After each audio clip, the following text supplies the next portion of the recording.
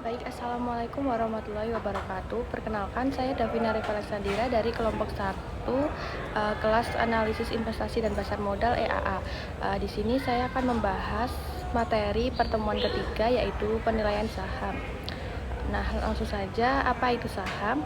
Saham adalah bukti kepemilikan seseorang atau badan usaha atas suatu perusahaan. Dengan memiliki saham, seseorang itu berhak atas bagian keuntungan atau biasa disebut dividen dan memiliki hak suara dalam pengambilan keputusan perusahaan tergantung pada jenis saham yang dimiliki. Nah, jenis saham itu ada tiga, saham biasa, saham istimewa, dan saham treasury. Yang pertama, saham biasa. Saham biasa ini jenis saham yang paling umum dan banyak diperdagangkan. Pemegang saham biasa memiliki hak kepemilikan dalam perusahaan dan berhak atas keuntungan serta pengambilan keputusan perusahaan. Nah, saham biasa ini juga memiliki hak suara dalam RUPS. Namun pada saat pembagian dividen, pemilik saham biasa ini harus menunggu pembagian saham istimewa terlebih dahulu. Kemudian yang kedua adalah saham istimewa, yaitu adalah saham yang memiliki hak atau keunggulan khusus dibandingkan saham biasa, mohon maaf. Keistimewaan ini tuh ditentukan oleh perusahaan penerbit saham dan bisa berbeda-beda. Namun saham istimewa ini tuh tidak memiliki hak suara di RUPS. Kemudian saham yang terakhir, yaitu saham treasury, adalah saham yang telah diterbitkan dan diperdagangkan di pasar, tapi kemudian dibeli kembali oleh perusahaan penerbitnya sendiri. Nah, saham treasury ini tuh tidak berhak atas dividen dan hak suara dalam perusahaan. Perusahaan biasanya membeli kembali untuk meningkatkan harga saham di pasar atau sebagai bagian dari strategi perusahaan. Kemudian slide selanjutnya yaitu nilai saham, ada nilai nominal, nilai pasar, dan nilai intrinsik.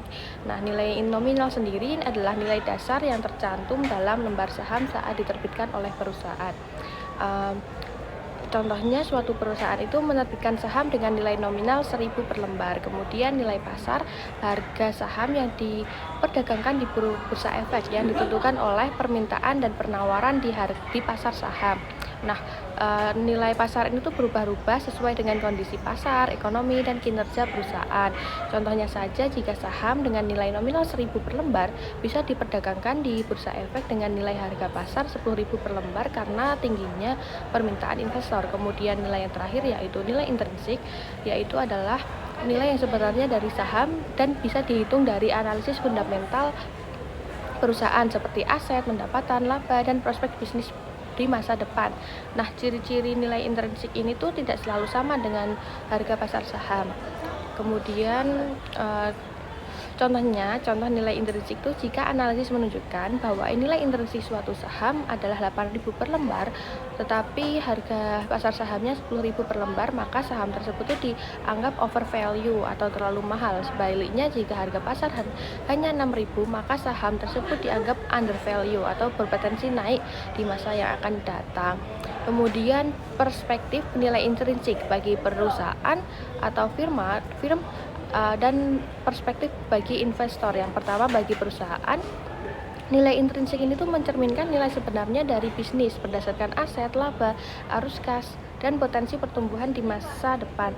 Nah, faktor yang mempengaruhi itu ada berapa banyak aset dan ekuitas bersih yang dimiliki perusahaan, kemudian seberapa sehat arus kas operasional perusahaan, dan bagaimana perusahaan memiliki strategi jangka panjang, lalu apakah perusahaan memiliki keunggulan yang sulit ditiru pesaing. Kemudian perspektif dari investor ini tuh nilai intrinsik adalah nilai wajar saham yang digunakan untuk menentukan keputusan investasi, apakah saham itu tuh layak dijual atau dibeli atau ditahan. Nah, faktor yang mempengaruhi itu dari laba bersih dan EPS, earning per share, kemudian dividen yang dibayarkan, apakah konstan, bertumbuh, atau fluktuatif. Kemudian rasio keuangan. Nah, di sini ada rasio keuangan dari price to earning ratio, yaitu jika nilai intrinsik kurang dari nilai pasar maka overvalue, lalu jika nilai intrinsik lebih besar dari nilai pasar maka undervalue. Mungkin cukup sekian penjelasan dari saya mengenai pertemuan bab 3 penilaian saham. Terima kasih. Assalamualaikum warahmatullahi wabarakatuh.